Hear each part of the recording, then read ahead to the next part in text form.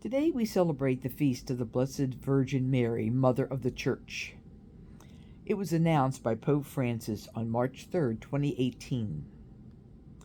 The unfolding of this title dates back to today's reading from the Gospel of John, and it grew over centuries as the Church reflects on Mary's role in salvation history.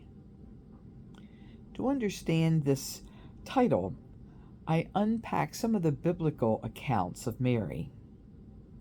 Mary was full of grace. We see Luke 1:28.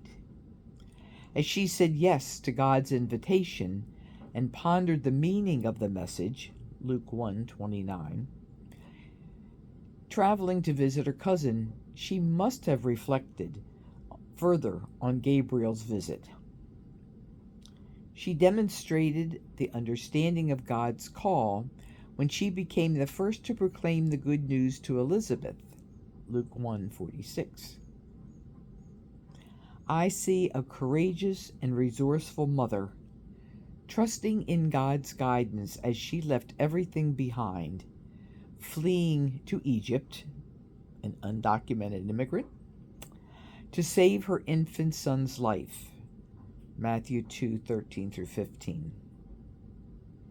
Mary trusted God's purpose for her son by initiating Jesus' public ministry at the wedding at Cana. There, she spoke her final words recorded in the Bible. Do whatever he tells you, John 2:5.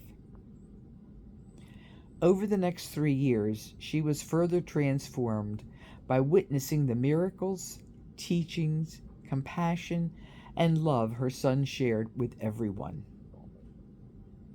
As with other experiences, I imagine she held these events in her heart, continually bringing them to God and growing in faith.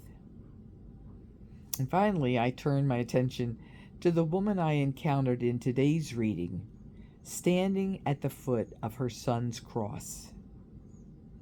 I imagine Mary in the depths of excruciating emotional pain, struggling to make sense of the scene unfolding before her, her son suffering unimaginable cruelty as he hung dying on a cross. It must have taken their combined strength, that of Mary, Mary the wife of Cleophas, and Mary Magdala, to stand witness to such a horrific event.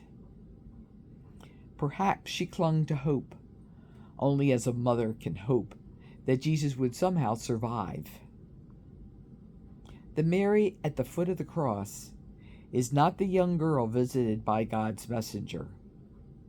She's a mature, faithful woman, having experienced births and deaths, laughter and tears. I imagine her pondering Jesus' death and dealing with her sorrow by mothering the disciples and helping to prepare the first meal they had without Jesus. Mary slips out of the gospel pages after Jesus' resurrection, but I imagine her sitting with her son, the disciple that Jesus loved, John 19:26-27, sharing their memories. I assume she continued to ponder the events of her life and those of Jesus. I see her giving freely the wisdom learned from a lifetime of growing in trust, hope, and love for God. Gently and quietly, I imagine her faith helps shape the content of what we know today as the Gospel of John. I end my reflection on Mary by asking how she can be anything but the mother of the Church. As I consider Mary's impact, I have renewed hope for the world. No one needs to know the solutions to our big problems, because God can unfold anything with a simple yes from just one woman of faith. Amen.